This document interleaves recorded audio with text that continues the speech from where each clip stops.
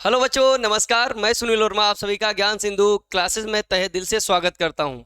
बच्चों, आज की क्लास में आप सभी के लिए लेकर आए हैं मॉडल पेपर, है ना बच्चों। यानी हाई स्कूल में एसएसटी के कई मॉडल पेपर हमने करा दिए हैं और आप लोगों ने, मैं उम्मीद करता हूं कि देखा भी होगा। जिन बच्चों ने अभी तक हमारे मॉडल पेपर नहीं देखे हैं, वो अपनी अर्धवार्षिक परीक्षा में बहुत अच्छे अंक लाना चाहते हैं, वो सभी बच्चे हमारे मॉडल पेपर को आराम से देख सकते हैं। उसमें जो महत्वपूर्ण क्वेश्चन बताए गए होंगे, जो पॉइंट बताए गए होंगे, वो अपनी नोटबुक पर नोट कर सकते हैं। तो जैसा कि बच्चे आप पीछे देख रहे हैं, ये मॉडल पेपर दिख रहा है, तो ये किसी बच्चे ने हमको भेजा है ना। तो आपका भी जब पेपर हो जाएगा, जिस भी विद्यालय में आप पढ़ते हैं, आपका जब पेपर अर्धवार्षिक त्रैमासिक पेपर हो जाएगा, तो हमारे अबाउट सेक्शन में लिखा हुआ है हमारा नंबर, आप उस पर आसानी से व्हाट्सअप कर सकते हैं अगर आप चाहते हैं तो। अगर आप ज्ञान सिंधु का बच्चों सपोर्ट करते हैं और इसी तरीके से आप सहयोग करते रहना चाहते हैं, तो आप अपना पेपर हम लोगों को सेंड करते रहेंगे, है ना। तो आपका भी पेपर क्या होगा बच्चों, यहाँ पर सॉल्व कराया जाएगा। ठीक बच्चों, तो आप सभी एक बार क्लास को लाइक करेंगे और बहुत ही जोरों शोरों के साथ क्लास को शेयर करेंगे अपने दोस्त यारों के साथ। और क्लास शुरू होने से पहले बच्चों क्या करना है, एक बार लाइक कर देना है। तो जैसा कि बच्चों मॉडल पेपर दिख रहा है, 25-26 का अर्धवार्षिक मॉडल पेपर है और सामाजिक विज्ञान का क्या है पेपर है। समय बच्चों दिया जाता है 3 घंटा 15 मिनट। तो 3 घंटा 15 मिनट बोर्ड पेपर भी हमको मिलता है। और जैसा कि हाई स्कूल का है, तो समय बच्चों बदलाव किसी भी विद्यालय में नहीं किया जाता है। बाकी 9th हुआ, फर्स्ट ईयर हुआ, इसमें टाइमिंग की थोड़ी बहुत इधर उधर हो सकता है, लेकिन 10th का समय इतना रहता है। तो इसी पैटर्न पर आपको बोर्ड में भी पेपर देखने को मिल सकता है। तो कुछ क्वेश्चन मैं बच्चों इंपॉर्टेंट भी बताता चलूंगा, उसको भी आप क्या करेंगे, नोट करते रहेंगे। ठीक है बच्चों, तो स्टार्ट करते हैं। जैसा कि कुछ सामान्य निर्देश दिए जाते हैं, तो एक बार हम देख लेते हैं कि निर्देश क्या होते हैं। हमको मॉडल पेपर जब करना होता है, तो हमको निर्देश जानना अति आवश्यक हो जाता है। तो सभी प्रश्न करना अनिवार्य है। अगर आपको 70 में 70 चाहिए, तो सभी प्रश्न तो आप करेंगे ही, इसमें निर्देश दिया गया है। और यह प्रश्न बच्चों दो खंडों में बटा हुआ होता है। प्रश्न पत्र जो होता है 2 खंडों में विभाजित होता है। खंड आ होता है और खंड बा भी होता है। अब कोई खंड का भी कर सकता है और खंड खा भी कर सकता है। तो 2 खंडों में आपको समझना चाहिए कि हमारा प्रश्न पत्र जो होगा 2 खंडों में विभाजित होगा। खंड आ में 20 अंक के बहुविकल्पी प्रश्न होते हैं और खंड बा में 50 अंक का जो डिस्क्रिप्टिव टाइप में होता है, या लिखना होता है, आंसर राइटिंग करनी होती है। इसमें 2 प्रकार के प्रश्न होते हैं, वर्णात्मक 1 होगा और वर्णात्मक 2 होगा। मानचित्र संबंधी बच्चों 2 क्वेश्चन दिए जाते हैं। खंड आ भी उसमें हो सकता है या का भी हो सकता है, जिसके अंतर्गत 5 क्वेश्चन दिए जाएंगे 1-1 नंबर के। और खंड खा जो होगा, उसमें भी 1-1 नंबर के 2 मतलब 5 क्वेश्चन दिए जा सकते हैं। तो यानी कुल मिला के 10 अंक हमको मानचित्र में भरना होता है। मानचित्र भरना बहुत बड़ी बात बच्चा कोई नहीं है। अगर आप लगातार मॉडल पेपर करते जा रहे हैं, तो आपको 10 अंक बहुत अच्छे से प्राप्त हो सकते हैं, क्योंकि यूपी बोर्ड में जो क्वेश्चन होते हैं कई बार रिपीट होते हैं, कोई नए क्वेश्चन ज़्यादा ऐड नहीं होते। लगभग 10 नंबरों में हम बात करेंगे, 10 क्वेश्चनों में बात करेंगे, तो 8 अंक तो आप बच्चों प्रीवियस क्वेश्चन पेपर से ही पा सकते हैं। 2 जो होते हैं तो वो भी सरल ही आते हैं, कुछ 1-2 नए क्वेश्चन जुड़ सकते हैं। तो आप मॉडल पेपर करते रहिए और क्या होगा, अगर आपको 8 या 9 नंबर बच्चे प्राप्त हो रहे हैं, अगर मैं कहूँगा अगर आप मेहनत कर रहे हैं, तो 10 में 10 भी मानचित्र में नंबर लेकर आ सकते हैं। और अगर मॉडल पेपर आप बहुत अच्छे तरीके से कर रहे हैं, तो बच्चों 70 में 70 नहीं, लेकिन 68-69 ऐसे अंक आपको प्राप्त हो सकते हैं, अगर आपकी राइटिंग बहुत अच्छी है तो। मैंने वीडियो भी बनाई है कि आप कापियां कैसे लिखेंगे, किन किन बातों का आपको ध्यान रखना है, उसको भी आप देख सकते हैं। ठीक है, तो पहला क्वेश्चन हम करते हैं बच्चों। वियना की संधि कब हुई थी, यानी वियना जो कांग्रेस हुई थी ये कब हुई थी। तो आपको पता है कि बच्चों वियना जो कांग्रेस है ये हुई थी 1815 में। कभी भाई 1814 हो सकता है, 1815 हो जाएगा, लेकिन आपको सही करना है 1815। तो 1815 में क्या हुआ था, 1815 में बच्चों वियना कांग्रेस हुई थी। तो इस कांग्रेस का उद्देश्य इतना था कि जो नेपोलियन बोनापार्ट के द्वारा यूरोप में युद्ध लड़े गए थे, तो उससे बहुत ज़्यादा तबाही हो गई थी।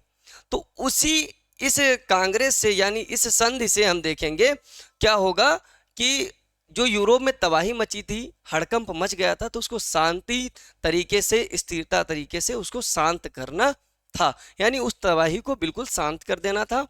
और जो नेपोलियन बोनापार्ट द्वारा बहुत सारे परिवर्तन किए गए थे उसको समाप्त कर देना था। तो यानी मेरे कहने का सिर्फ मतलब बच्चा ये है कि पहले का जो आंसर होगा दूसरा हो जाएगा, 1815 हो जाएगा। ठीक है, क्वेश्चन नंबर 2 देखेंगे, यंग इटली नामक गुप्त संस्था की स्थापना किसने की थी? तो यंग इटली हम देखेंगे गुप्त जो संस्था थी किसने की थी। लिखा है बच्चों बिस्मार्क। तो आप एक बार कमेंट करके जरूर बताएंगे कि बिस्मार्क का संबंध किस देश से है। सभी बच्चे हमारे क्या करेंगे, एक बार कमेंट करके जरूर बताएंगे। जो बच्चे लाइव के बाद में देखते हैं वो भी कमेंट करके बताएंगे कि बिस्मार्क का संबंध किस देश से है। बच्चों ये क्वेश्चन बिस्मार्क के बारे में मैं बताए दे रहा हूं, ये बहुत ही ज्यादा क्या हो जाता है, इंपॉर्टेंट क्वेश्चन हो जाता है आप सभी के लिए। ये क्वेश्चन कई बार पूछा जाता है कि बिस्मार्क का संबंध किस देश से है। हमारे सभी बच्चों को तो बहुत अच्छे से पता होगा, तो कमेंट करके अवश्य बताएंगे। तो पहला है बिस्मार्क, दूसरा बच्चे हो जाएगा मेत्सनी, है ना, क्या हो जाएगा, मेत्सनी। तो दूसरा जो ऑप्शन आपको दिख रहा है मेत्सनी, इनका ही संबंध है किससे बच्चों, यंग इटली से। तो इन्होंने इटली के एकीकरण के लिए यंग इटली का क्या किया था बच्चों, गुप्त संगठन का निर्माण किया था। और यंग यूरोप भी इन्होंने एक बनाया था, है ना, एक संगठन बनाया था यंग यूरोप। यंग यूरोप बनाया जाएगा तो बच्चों कहाँ बनाया जाएगा, तो ये बर्न जो था, है ना, बर्न में क्या हुआ था बच्चों, इन्होंने यंग यूरोप का निर्माण किया था। अच्छा कब किया था, तो कब पूछ लेगा, तो 1834 में क्या हो जाएगा बच्चों, ये करते हैं यहाँ पे। और इसकी बात करेंगे यंग इटली की, तो बच्चों ये हो जाता है 1831 में। ठीक है, तो 1831 में अगर पूछ लिया जाए किस गुप्त संगठन का मेजनी साहब उदय करते हैं, स्थापना करते हैं, तो कौन से हो जाएंगे, यंग इटली 1831 में। और दूसरा जो संगठन बनाया था तो यंग यूरोप बनाया था, बर्न में बनाया था, 1834 में बनाया था। ठीक है, तो आप इसको नोट करते रहेंगे। तीसरा क्वेश्चन हम देख लेंगे, भारतीय राष्ट्रीय कांग्रेस की स्थापना कब हुई थी? तो भारतीय राष्ट्रीय कांग्रेस की स्थापना बच्चों देखो, ये क्वेश्चन बहुविकल्पी के लायक भी है, मानचित्र के भी लायक है। तो आपको इस क्वेश्चन को बहुत ही ज्यादा समझने की आवश्यकता है कि ये क्वेश्चन मानचित्र में भी आ सकता है और बहुविकल्पी क्वेश्चनों में भी आ सकता है। तो इसको आप देख लेंगे, भारतीय राष्ट्रीय कांग्रेस की स्थापना कब हुई थी? तो बच्चा आप सभी को पता है कि भारतीय राष्ट्रीय कांग्रेस की स्थापना जो हुई थी 1885 ईस्वी में हुई थी। अगर पूछ लिया बच्चों कहाँ पर हुई थी, तो बॉम्बे, जिसको अभी वर्तमान में हम मुंबई कहते हैं, उसको पहले कहा जाता था बॉम्बे, है ना। तो अगर इसके आगे हम लिख दे मुंबई या बॉम्बे लिख लो बच्चा, है ना, बॉम्बे में क्या हो जाती है, इसकी स्थापना की जाती है। ठीक है, तो इसकी स्थापना हो जाएगी बॉम्बे में। चौथा क्वेश्चन है, असहयोग आंदोलन की शुरुआत हुई थी। तो असहयोग आंदोलन की शुरुआत कब हुई थी? ये पता है जनवरी 1921 में, नवंबर 1921 में, दिसंबर 1921 में, मई 1921 में। तो असहयोग आंदोलन प्लस बच्चों एक स्टार्ट होता है खिलाफत आंदोलन, खिलाफत आंदोलन। तो ये कब हो जाता है बच्चा? ये हो जाता है जनवरी 1921 में। तो चौथे का आंसर कौन सा होने वाला है? 1921, पहला ऑप्शन सही हो जाएगा। अगला क्वेश्चन बताया है, अफ्रीका में कौन सी बीमारी फैलने से अधिकांश संख्या में मवेशी खत्म हो गए? यानी आप सभी को पता होना चाहिए कि अफ्रीका में कौन सी 1880 के दशक में बीमारी आई थी जिससे जो अफ्रीका थे, अफ्रीका के मवेशी थे यानी जो जानवर थे वो बहुत ही ज़्यादा उनकी क्या हो गई थी, बहुत ज़्यादा उनकी मृत्यु हो गई थी।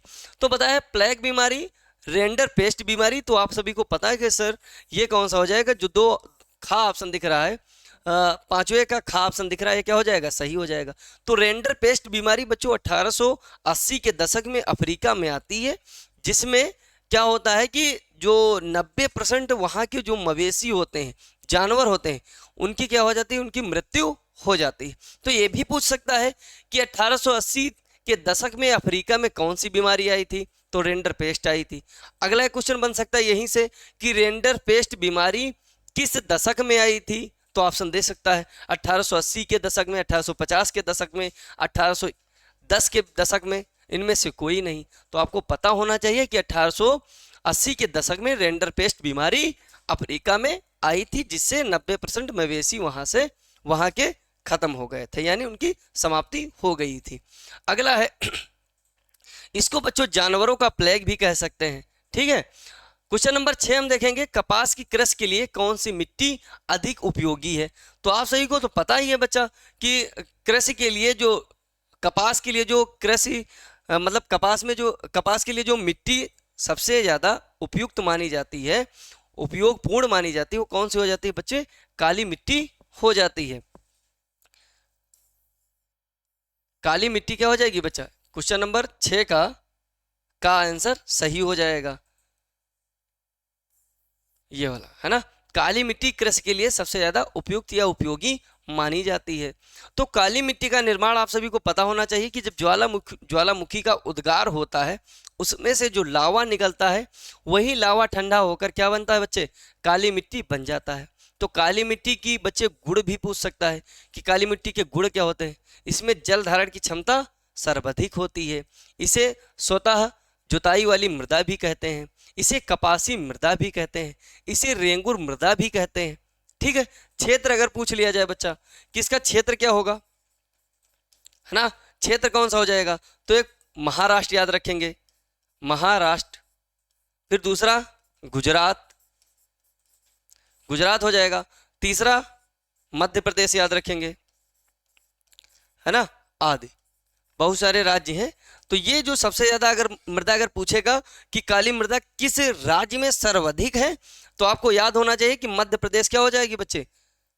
पहला राज्य हो जाएगा, उसके बाद गुजरात में आ जाती है। ठीक है, तो यहां तक आप सभी को बहुत अच्छे से समझ में आया होगा। क्वेश्चन नंबर 7 हम देखेंगे, भारत में प्रोजेक्ट टाइगर की शुरुआत की गई थी। अच्छा, प्रोजेक्ट टाइगर की बात करेंगे तो प्रोजेक्ट टाइगर क्या था? प्रोजेक्ट टाइगर क्या था बच्चों? बाघों की जो संख्या थी यहाँ पर भारत में बहुत ज़्यादा कम हो रही थी। तो प्रोजेक्ट टाइगर के तहत हमको बाघों की संख्या को बच्चों इंक्रीज करना था, उसको बढ़ाना था। तो इसलिए सरकार ने क्या किया था? प्रोजेक्ट टाइगर लाया था। यही पूछा है कब शुरुआत की गई थी, तो आपको पता होना चाहिए कि 1973 में सर प्रोजेक्ट टाइगर की शुरुआत की जाती है। ये सब क्वेश्चन बच्चा क्या हो जाएंगे? ये सही हो जाएंगे। बोर्ड पेपर के लिए भी बहुत अच्छे क्वेश्चन है, यहां से पूछे जाते हैं। अगला क्वेश्चन दिया है क्वेश्चन नंबर 8, चिपको आंदोलन संबंधित है, यानी चिपको आंदोलन किससे संबंधित है? आपको ऑप्शन पढ़ने हैं, फिर आपको उत्तर मतलब उसके आंसर करने हैं। पहला बताया है मृदा संरक्षण, दूसरा वन संरक्षण, जल संरक्षण, वायु संरक्षण। तो आपको पता होना चाहिए कि जो चिपको आंदोलन था ये क्या हुआ था बच्चों? उत्तराखंड से स्टार्ट हुआ था। और उत्तराखंड से जब स्टार्ट होता है चमोली जिले से, है ना, वहां पर महिलाओं ने पेड़ों से लिपट कर पेड़ों को बचाया था। वहां की जो सरकार थी, वहां के जो लोग थे, वो क्या कर रहे थे? पेड़ों को काटना चाहते थे। तो महिलाएं जो थी, कुछ पुरुष भी थे, है ना, अभी उनका मैं नाम बताऊंगा, वो सब पेड़ों से लिपट गए थे, यानी गले लगा लिया था पेड़ों को, जिससे पेड़ों को काटने से रोका था। तो आपको समझ में आता है कि मृदा संरक्षण सर ये गलत हो जाएगा, और दूसरा ऑप्शन क्या हो जाएगा बच्चों? सही हो जाएगा। तो वन संरक्षण से चिपको आंदोलन क्या है बच्चों? संबंधित है, जिसमें आप नाम सुनते होंगे सुंदरलाल बहुगुणा, है ना, ये सब क्या हो जाएंगे बच्चों? यहाँ चिपको आंदोलन से संबंधित हो जाएंगे। बताएं सलाल बांध किस नदी पर बना है? तो सलाल बांध किस नदी पे बना है? आपको पता होना चाहिए कि सलाल बांध बच्चों किस पर है? चेनाब नदी पर बना हुआ है। ठीक है, तो चेनाब नदी पे बच्चों कौन सा बांध हो जाएगा? ये हो जाएगा सलाल बांध। कृष्णा नदी पे कौन सा हो जाएगा? नागार्जुन बांध हो जाएगा, है ना, नागार्जुन क्या हो जाएगा बच्चों? बांध हो जाएगा। ठीक, महानदी पे आप सभी को पता है ना। तो अगला क्वेश्चन हम देख लेंगे, क्वेश्चन नंबर 10, झूम झूम ब्रैकेट में लिखा है कृतन दहन प्रणाली की खेती को आंध्र प्रदेश में किस नाम से जाना जाता है? तो आपको बताना है कि झूम जो कृषि होती है, या स्थानांतरित जो कृषि होती है, इसको आंध्र प्रदेश में हम किस नाम से जानते हैं? तो क्वेश्चन नंबर 10 दिया है, इसका आंसर आओ एक बार देख लेते हैं। पहला है खिल है, दूसरा है बेवर है, गा है पोड़। तो बच्चों पोड़ नाम से क्या हो जाती है? झूम कृषि को जाना जाता है। झूम कृषि को अगर हम आंध्र प्रदेश में देखेंगे तो किस नाम से जाना जाता है बच्चों? पोड़ नाम से जाना जाता है। कुरना हम देखेंगे बच्चों, तो ये किस किस राज्य के लिए है? इसको क्या कहते हैं? झारखंड में, झारखंड में इसको इस नाम से जानते हैं। ठीक है। अच्छा, राज्य अगर पूछ लेता है बच्चा कि राज्य कौन से हो जाएंगे, है ना, राज्य, तो जैसे राज्य आपको पता है मेघालय हो जाएगा,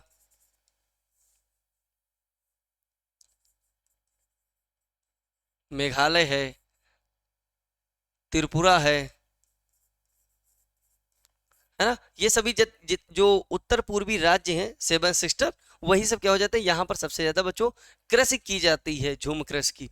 इसमें आप जानते हैं कि वनों को काट दिया जाता है, फिर वहाँ वनों को काट कर उसको जला दिया जाता है, फिर कुछ समय के लिए खेती की जाती है, फिर जब वहाँ की उर्वरता समाप्त हो जाती है तो वहाँ से लोग, जो आदिवासी लोग होते हैं, उस जमीन को छोड़ के चले जाते हैं, फिर अगली जगह पर वनों को काटते हैं, फिर वहाँ मतलब ये प्रक्रिया लगातार चलती रहती है।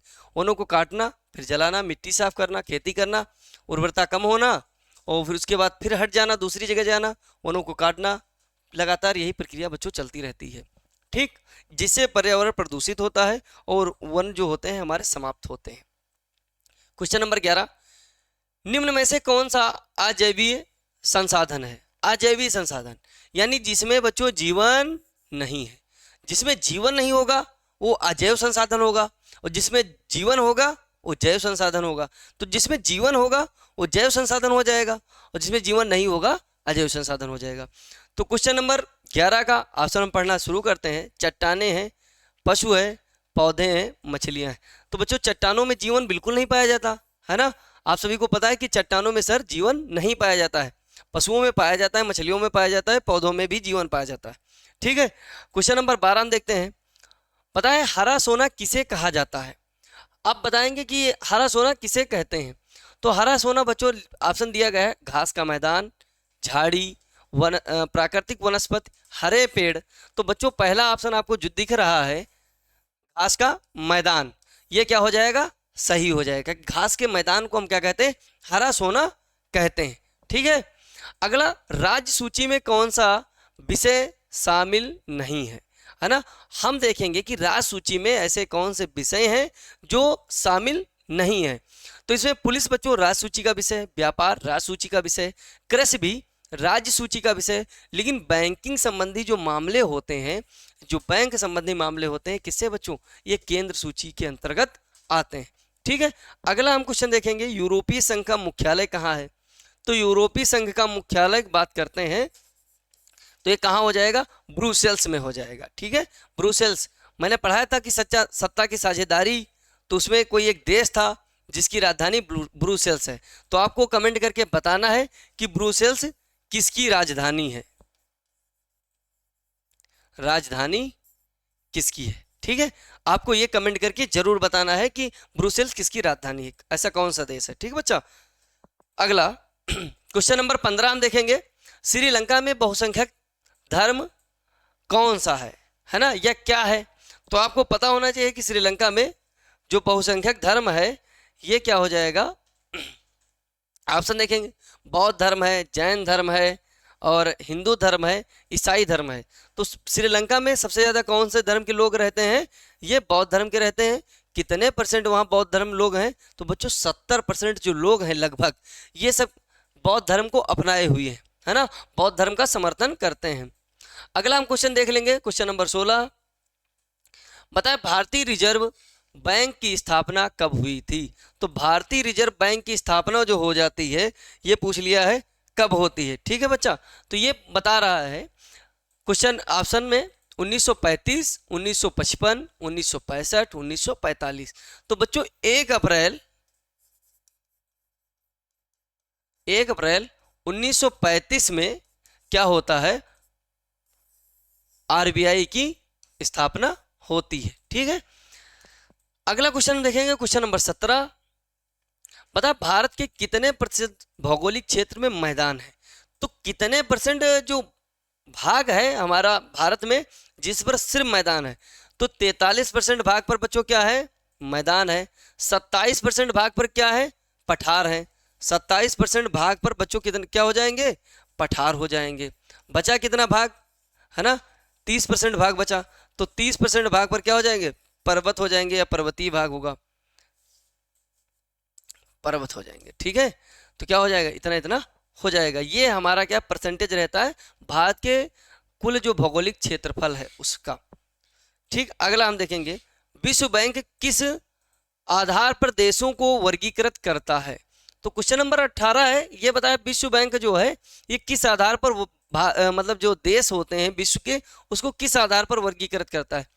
स्वास्थ्य स्तर पर, ठीक है, खा साक्षरता पर, सुरक्षा पर, प्रति व्यक्ति आय पर। तो विश्व बैंक बच्चा जो होता है ये क्या होता है, ये प्रति व्यक्ति आय पर ही डिवाइड करता है। यानी प्रति व्यक्ति आय देखेगा किसी देश की और वो बताएगा कि मतलब इसी आधार पर क्वेश्चन नंबर जो 18 है उसका चौथा ऑप्शन सही हो जाएगा। ठीक है, क्वेश्चन नंबर 19 हम देखेंगे खनिजों का खनन एक उदाहरण है क्षेत्र का। यानी इसमें पूछा है जो खनिज का खनन किया जाता है उसको खोद के निकाला जाता है उसे किस क्षेत्र के अंतर्गत रखा जाता है, किस क्षेत्र के अंतर्गत रखा गया है। तो बताया प्राथमिक क्षेत्र है, द्वितीय क्षेत्र है, तृतीय क्षेत्र है। तो बच्चों खनन है, मैंने बताया था खनन है, पालन है, कृषि है, वन है, ये सब किसके अंतर्गत आ जाएंगे, प्राथमिक क्षेत्र के अंतर्गत आ जाएंगे। द्वितीय क्षेत्र के अंतर्गत निर्माण है, विनिर्माण है, कारखाने हैं, ये सब किसके अंतर्गत आ जाएंगे, द्वितीय क्षेत्र के अंतर्गत आ जाएंगे। तृतीय क्षेत्र में मैंने बताया था सेवा संबंधी इसको सेक्टर वही कहा जाता है। तो परिवहन हुआ, है ना, इस तरह के जो भी होंगे जिसमें सेवाएं प्रदान की जाती हैं, जैसे पुलिस है, डॉक्टर है, मास्टर है, वकील है, ये सब क्या हो जाएंगे जिसमें सेवाएं दी जाती है वो तृतीय क्षेत्र में आ जाएंगे। क्वेश्चन नंबर बताया है विश्व पर्यावरण दिवस मनाया जाता है। तो विश्व पर्यावरण दिवस कब मनाया जाता है, तो बच्चों ये मनाया जाता है 5 जून को। ठीक है, विश्व पर्यावरण दिवस जो होता है ये क्या होता है 5 जून को मनाया जाता है। ठीक, अब हम देखेंगे खंड बा, जिसको आपको करना होगा 80 शब्दों में। आप जब आंसर लिखेंगे, राइटिंग करेंगे 4 नंबर के लिए, तो आपके जो शब्द होने चाहिए उस आंसर के 80 शब्दों से कम बिल्कुल भी नहीं होने चाहिए। इससे आप ज़्यादा कर सकते हैं। आप ब्लू स्केच, ब्लैक स्केच का प्रयोग कर सकते हैं, अदर स्केच का प्रयोग ना करें, अंडरलाइन करें अपने आंसर को, तभी आप अच्छे नंबर ला सकते हैं। सिर्फ आपको लिखना ही अगर होता तो बहुत सारे बच्चे लिखते हैं तो अच्छे अंक नहीं आते हैं। तो आपको राइटिंग भी करनी अच्छी आनी चाहिए, आपको अंडरलाइन भी करना अच्छा आना चाहिए, और जब आप महत्वपूर्ण पॉइंटों को लिखते हैं तो उसको ब्लैक पेन से लिखें, जिससे कि आंसर आपका जब दिखे तो अलग तरीके से दिखे आंसर, उसका जो उसके पॉइंट है वो अलग तरीके से दिखे। तो आपको ये भी करना होगा, है ना। तो क्वेश्चन नंबर 21 हम देखेंगे फ्रांस की क्रांति कब हुई थी, इसका मुख्य कारण क्या था। ये बच्चों बार बार क्वेश्चन पूछा जाता है, तो मैं ये बताऊंगा कि आप इसको इम्पोर्टेंट टिक कर ही लो, है ना, इसको इम्पोर्टेंट जरूर टिक कर लो, क्योंकि ये क्वेश्चन आता ही है फ्रांस की क्रांति से संबंधित कारण क्या थे। अगर कारण नहीं पूछेगा तो ये पूछेगा कि इसके परिणाम क्या हुए, जो फ्रांसीसी क्रांति हुई थी तो इससे क्या परिणाम हुए, ये क्वेश्चन आपको आपसे पूछ सकता है। बताए जलियांवाला बाग हत्याकांड पर संक्षिप्त टिप्पणी लिखिए। तो ये तो बच्चों आप बहुत छोटे से जब होंगे कक्षा 6, 7, 8 में, तब से आप पढ़ते आ रहे होंगे कि जलियांवाला बाग हत्याकांड, जनरल डायर मतलब जनरल डायर आया था और अमृतसर में जलियांवाला बाग में लाखों लोगों को, निहत्थे लोगों पर गोलियां चलवा दी थी, जिससे उन लोगों की मृत्यु हो गई, है ना। तो ये आप सबको पता होगा, तो ये बच्चों आपको टिक कर लेना है। लेकिन जलियांवाला बाग हत्याकांड ये पूछ सकता है मानचित्र के क्वेश्चन के लिए कहां पर हुआ था। ठीक, तो ये मानचित्र के लिए बच्चों क्या हो जाता है, इंपॉर्टेंट हो जाता है। ठीक, तो ये क्वेश्चन आप रखेंगे इंपॉर्टेंट मानचित्र के लिए, और इसको डिस्क्रिप्टिव के लिए, इसको लिखने के लिए रखेंगे। क्वेश्चन नंबर 22 देखेंगे नवीकरणीय, नवीकरणीय पूछ सकता है, नवीकरण संसाधन पूछ सकता है, अनवीकरणीय संसाधनों में अंतर स्पष्ट कीजिए। बहुत ही ज्यादा सरल क्वेश्चन है ये, नवीकरणीय संसाधन, अनवीकरणीय संसाधन, ये तो आपको आना ही चाहिए कि कैसे कौन से संसाधन है जो नवीकरणीय होते हैं और कौन से संसाधन अनवीकरणीय होते हैं। तो नवीकरणीय संसाधन बच्चों जिनको हम एक बार प्रयोग करने के बाद वो दोबारा फिर से तैयार हो जाते हैं, फिर से उपयोग करने के लिए मिल जाते हैं हमको, वो नवीकरणीय है। और अनवीकरणीय संसाधन ऐसे संसाधन जिनका हम एक बार प्रयोग करते हैं और वो दोबारा प्रयोग में नहीं आ सकते या फिर समाप्त हो जाते हैं, अनवीकरणीय संसाधन कहलाएंगे। ये आप सभी को तो बच्चों पता होना चाहिए। ये सरल क्वेश्चन है, तो ये क्वेश्चन लिखने के लिए तो मैं नहीं कहूँगा बच्चों आ सकते हैं, लेकिन आपको याद होना आवश्यक है। ये बच्चों क्वेश्चन पूछ सकता है ऑब्जेक्टिव में, ठीक है। अथवा क्वेश्चन दिया संसाधनों का संरक्षण हमारे लिए क्यों आवश्यक है ना बच्चा। ये क्वेश्चन आपके बोर्ड पेपर में भी आ सकता है कि संसाधनों का संरक्षण हमारे लिए क्यों आवश्यक है। अगला, श्रीलंका की जाति बनावट जाति संरचना की व्याख्या कीजिए, आ सकता है बच्चा क्वेश्चन, ये आप ध्यान देकर पढ़ेंगे इसको। भारत में विकेंद्रीकरण के लिए 1992 में कौन से कदम उठाए गए, है ना, इसको भी आप अच्छे से देख लेंगे कि क्वेश्चन ये भी इंपॉर्टेंट हो सकता है, तो इसको भी आप क्या करेंगे, देख लेंगे, ठीक। जो बच्चे सिर्फ देख रहे हैं और नोट नहीं कर रहे हैं, तो मेरे कहने से बच्चों एक बार क्वेश्चन को नोट कर लिया करो। आपके पास अगर नोटबुक नहीं है या कॉपी कलम आपके पास नहीं, तो स्क्रीनशॉट जरूर ले लिया करो, जिससे कि आप बाद में आप इनको नोट कर सके, ठीक है। संघ सूची राज सूची के महत्वपूर्ण विषय स्पष्ट कीजिए, है ना, तो ये क्वेश्चन ये भी इंपॉर्टेंट हो जाएगा, ये भी आप कर लेंगे। लोकतंत्र में सत्ता की साझेदारी क्यों जरूरी है, बहुत ज्यादा इंपॉर्टेंट क्वेश्चन है बच्चा, है ना। ये इंपॉर्टेंट क्या हो जाएगा, वेरी इंपॉर्टेंट, ये वेरी इंपॉर्टेंट क्वेश्चन हो जाएगा कि लोकतंत्र में सत्ता की साझेदारी क्यों आवश्यक है। आपको पता होना चाहिए कि लोकतंत्र जो बना हुआ है, तो यहाँ पर लोगों को बच्चों पद क्यों दिए जाते हैं।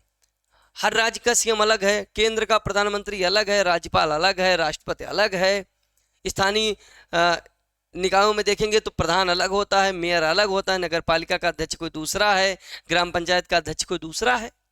तो आपको ये तो पता होना चाहिए कि क्यों जरूरी है ये, तो ये आपको आना चाहिए, वेरी इंपॉर्टेंट, इस क्लास का मोस्ट इंपॉर्टेंट क्वेश्चन होने वाला है ये, ठीक। अब वर्णनात्मक नंबर 2 हम देखेंगे। बताएं, निम्नलिखित प्रश्नों के उत्तर 150 शब्दों में दीजिए। फिर मैं वही बात बताऊंगा कि इससे कम आपका आंसर नहीं होना चाहिए। लगभग आपका जब आंसर लॉन्ग आंसर लिखेंगे, क्वेश्चन नंबर मान लो 25 दिया गया है, 6 नंबर का क्वेश्चन है, तो इसको आप जब करेंगे तो लगभग जो 150 शब्दों से कम नहीं होना चाहिए। यानी पेज की बात करें तो लगभग 2 पेज या 3 या 4 पेज कर सकते हैं। पन्नों की बात करें तो बच्चों 2 पन्ने, है ना, तो लगभग 3 पेज से आपका आंसर एक कम नहीं होना चाहिए, लॉन्ग आंसर, ठीक है। भारत छोड़ो आंदोलन का संक्षिप्त परिचय दीजिए, है ना। महात्मा गांधी से संबंधित तो क्वेश्चन वैसे भी इंपॉर्टेंट है। भारत में राष्ट्रवाद जो चैप्टर है, तो आप महात्मा गांधी से जुड़े हुए जितने भी फैक्ट याद करना चाहते हैं याद कर लीजिए, आपको बोर्ड पेपर में देखने को मिलेंगे। महात्मा गांधी संबंधित जितने भी टॉपिक हैं आपको बिल्कुल जुबान पे रटे होने चाहिए, याद होने चाहिए, ये क्वेश्चन बहुत ज़्यादा इंपॉर्टेंट हो जाएंगे। वैश्विक आर्थिक महामंदी के किन्हीं 3 कारणों का उल्लेख कीजिए, है ना। वैश्विक महामंदी 1928 में जो 1928-29 में आई थी, यह भी इंपॉर्टेंट हो जाएगा। भारत में कितने प्रकार की मिट्टियां पाई जाती हैं, संक्षेप में वर्णन कीजिए। ये क्वेश्चन अभी तक विगत वर्षों में अगर देखा जाए तो 2-3 सालों में अभी नहीं आया, यानी 21, 22, 23 में अभी तक नहीं आया है, तो इसको एक बार नज़र डाल देंगे, हो सकता है बच्चों आपकी परीक्षा में पूछ सकता है। चावल के उत्पादन के लिए भौगोलिक दशाओं का वर्णन कीजिए, ठीक है। सत्ता की साझेदारी के विभिन्न रूपों का संक्षिप्त वर्णन कीजिए, और भारत एक संघीय अर्थव्यवस्था वाला देश है, इस तथ्य को साबित करने वाले मुख्य सिद्धांतों को लिखिए।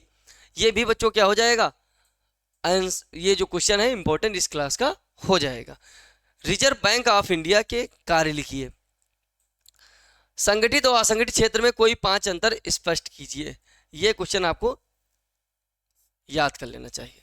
संगठित क्षेत्र और असंगठित क्षेत्र में आप अंतर स्पष्ट कीजिए, इनको आपको आने चाहिए कि संगठित क्षेत्र क्या है, असंगठित क्षेत्र क्या है, ये आप सभी को क्वेश्चन आने आवश्यक है।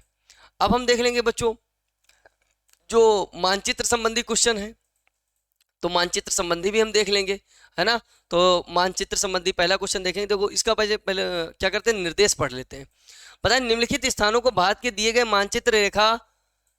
गए रेखा मानचित्र पर नाम सहित दर्शाइए। तो नाम सहित बच्चों दर्शाना होता है और उसको नाम भी लिखना होता है, और क्या करना होता है कि उसके एक स्थान भी आवश्यक रूप से बताना होता है। तो बताएं पहला स्थान, पहला क्वेश्चन हम पढ़ेंगे, यह वह स्थान जहां पूर्ण स्वतंत्रता का प्रस्ताव पारित हुआ, है ना। तो आपको पता होना चाहिए कि कौन सा ऐसा स्थान था जहां पर पूर्ण स्वतंत्रता की बात की गई थी, है ना, पूर्ण स्वतंत्रता की बात की गई थी। बताएं यह स्थान जो हो जाएगा बच्चों, यहां पर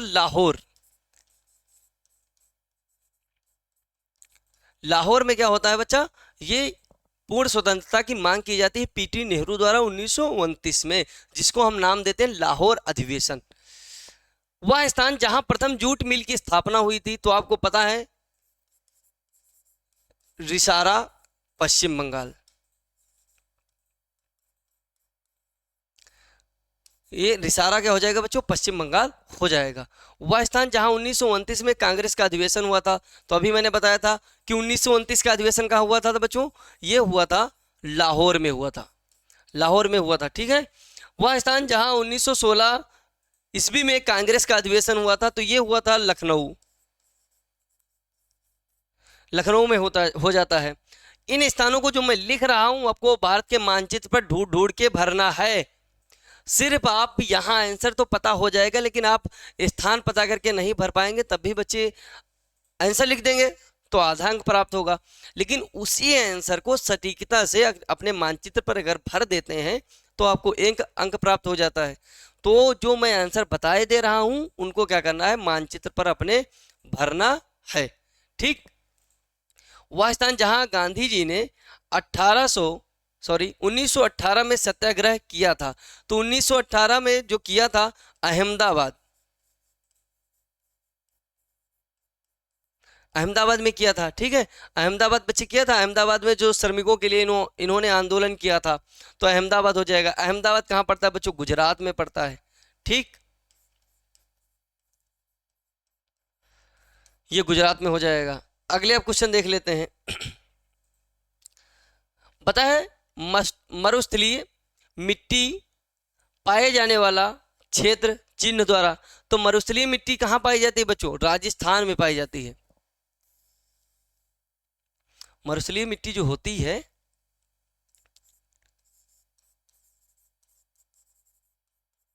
राजस्थान में। अब इतना तो कोई बच्चा बिल्कुल बुद्धू नहीं हो सकता है कि भारत के मानचित्र पर उसको राजस्थान ना दिखाई दे रहा हो, है ना। तो राजस्थान आपको पता ही है कि पाकिस्तान की तरफ का जो क्षेत्र पड़ता है वो वहां पर ज्यादातर मरुस्थल दिखाई देगा, ठीक है। अगला बताया है वह राज्य जहां चावल का उत्पादन सर्वाधिक होता है, तो आपको क्या करना है, जो राजस्थान होगा, जब राजस्थान आप भरेंगे तो उसको इस तरीके से गोला दिखा देंगे, जहां पर भी आप मरुस्थलीय भाग को प्रदर्शित करेंगे। वह राज्य जहां चावल का उत्पादन सबसे अधिक होता है, तो सबसे अधिक कहां होता है बच्चा, सबसे अधिक आप देखेंगे तो ये पश्चिम बंगाल वाला क्षेत्र पड़ जाएगा। तो आपको ऐसे चिन्ह बना देना और लिख देना है पश्चिम बंगाल, पश्चिम बंगाल। तो यहां पर सबसे ज्यादा चावल होता है। गेहूं उत्पादक का प्रमुख क्षेत्र चिन्ह द्वारा प्रदर्शित कीजिए। तो गेहूं उत्पादन का प्रमुख क्षेत्र आपको मैं बताए दे रहा हूं बच्चों, ये क्या हो जाएगा, हरियाणा हो जाता है। यहाँ पे हरियाणा है, पंजाब है, तो ये क्षेत्र कैसे बनाना है आपको, चिन्ह द्वारा बनाना है, ठीक।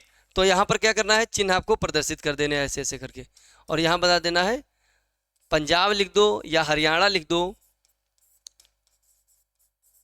हरियाणा, ठीक है। तो ये क्वेश्चन नंबर 3 हो जाएगा, ये क्वेश्चन नंबर 2 हो जाएगा, पहले मैंने बता ही दिया है। गिर राष्ट्रीय उद्यान चिन्ह द्वारा, तो गिर राष्ट्रीय उद्यान बच्चों कहाँ हो जाएगा, यहां पर हो जाता है गुजरात में, एशियाई शेरों के लिए फेमस है ये गुजरात, गुजरात में हो जाएगा। मानस वन्य जीव अभ्यावरण चिन्ह द्वारा प्रदर्शित कीजिए। तो इधर आपको पता होना चाहिए कि असम पड़ता है ना। देखो यहाँ पे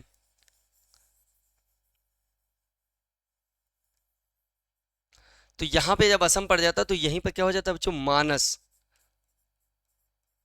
मानस राष्ट्रीय उद्यान, ठीक। तो मानस राष्ट्रीय उद्यान हो जाएगा। तो आई थिंक बच्चों आप सभी को ये मानचित्र जो मैंने भराया है ये आप सभी को बहुत अच्छे से समझ में आया होगा। जो बच्चे मानचित्र भरने की प्रैक्टिस नहीं कर रहे हैं, तो बच्चों आप सभी को मानचित्र भरने की प्रैक्टिस करनी चाहिए। जब भी मॉडल पेपर आप सॉल्व करो तो हमारे साथ में मानचित्र लेकर अवश्य बैठा करो। जब भी मैं मानचित्र भराता हूं तो आप मानचित्र को साथ साथ भरा करो। अगर आपको एक बार समझ में नहीं आता तो आपको क्लास को दोबारा देख लेना है। अगर आपको पूरी क्लास दोबारा नहीं देखना है तो बच्चों बैक करके भी देख सकते हो। अगर आपको समझना ही है तो आप हर तरीके से पढ़ सकते हो, लेकिन आपको सिर्फ बहाने करने तो बच्चों तो बहाने बहुत सारे होते हैं, ठीक। अगर आपको मानचित्र भरना सीखना है तो आपको बच्चे साथ साथ में ही मानचित्र भरना होगा। ठीक है, तो मिलते हैं बच्चों, आज की क्लास यहीं तक रखते हैं, मिलते हैं अगली क्लास में नए जोश और एनर्जी के साथ। तो अभी भी जिन बच्चों ने अभी तक लाइक नहीं किया है वो सभी एक बार क्लास को लाइक करेंगे, और जो बच्चे पहले क्लास को शेयर नहीं किए थे तो आप भी शेयर कर सकते हैं। ओके बच्चों, मिलते हैं अगली क्लास में।